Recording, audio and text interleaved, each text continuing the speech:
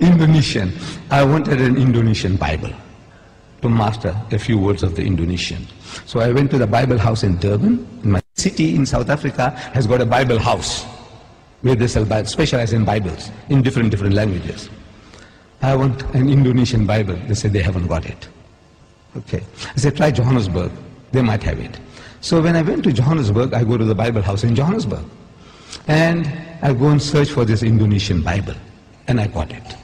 And I'm looking in the shelves, some other books. I see a New Testament, Greek and English. Like we have the Quran, Arabic and English, Greek and English, a New Testament.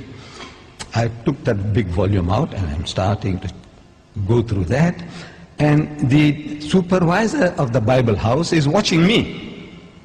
You know, with this funny headgear and this beard. He says, what this guy is doing with all these expensive volumes, because this was an expensive volume which I took down,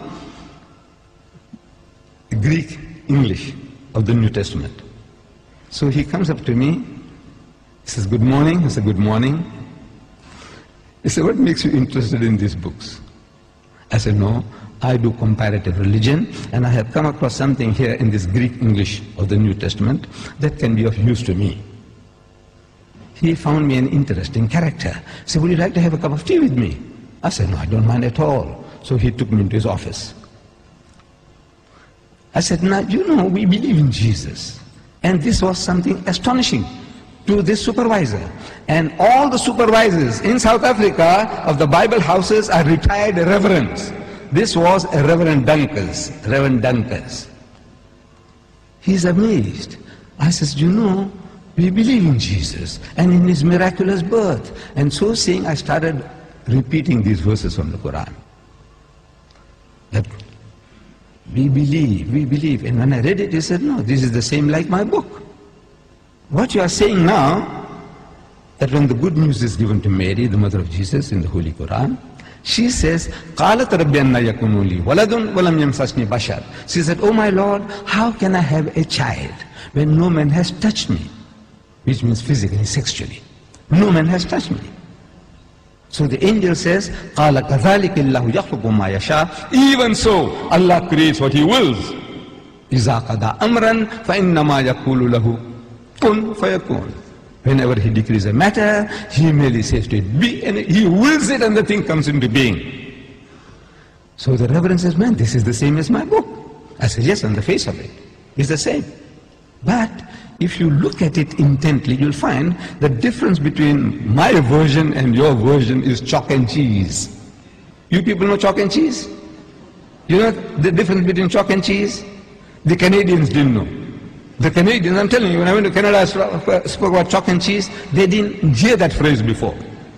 We, the English people in South Africa, we know, everybody knows chalk and cheese. Chalk and cheese may look like white, but it's that's poles apart. You can't eat chalk, but you can eat cheese.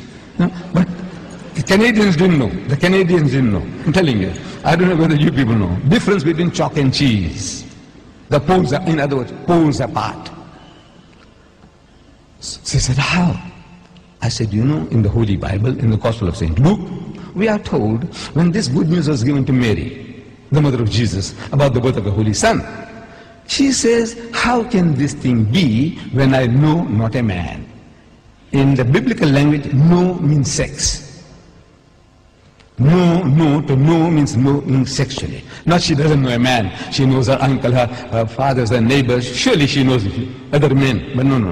No in the biblical language means sex. In the Quran it says no man has touched me. Again it means not touched me, means had sex. Both the Quran and the Bible are saying the same thing. The replies to them are revealing. In the Holy Bible, the answer to Mary's protest was that the Holy Ghost will come upon thee. I'm reading the Bible to you. Luke. The Holy Ghost will come upon thee, and the power of the Most High will overshadow thee. Now that gives you a mental picture. The Holy Ghost is a person. That's what the Christians say. The Father is a person, the Son is a person, and the Holy Ghost is a person, but they're not three persons, but one person. I don't know whether you heard that expression before.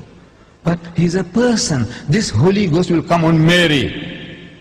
How? See, it gives you in your mind. It makes you think how.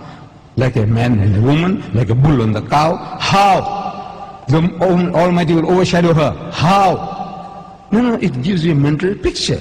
So I'm suggesting that it gives you a mental picture. You know, how? The Holy Ghost will come on her. We know it's a miracle. We agree it's a miracle. But the language that you're using, the language is down-to-earth language. The Quran says, وَإِذَا قَضَى أَمْرًا فَإِنَّمَا يَقُولُ لَهُ كُن فَيَكُونُ. For God to create Jesus without a human father, he says, kun, he says, be, and it is. For him, it's just to will it, and he comes into being. So, I'm asking the Reverend, I said, now, between these two versions, we are both trying to say the same thing. We are both trying to give the same message, that he was born miraculously. There's no doubt about that. But I said, which version would you prefer to give to your daughter? The Quranic version or the biblical version? We are both trying to say the same thing. He said, he bowed his head down in shame, and he said he would prefer to give the Quranic version. This is Reverend Dunkers, the head of the Bible Society in Johannesburg.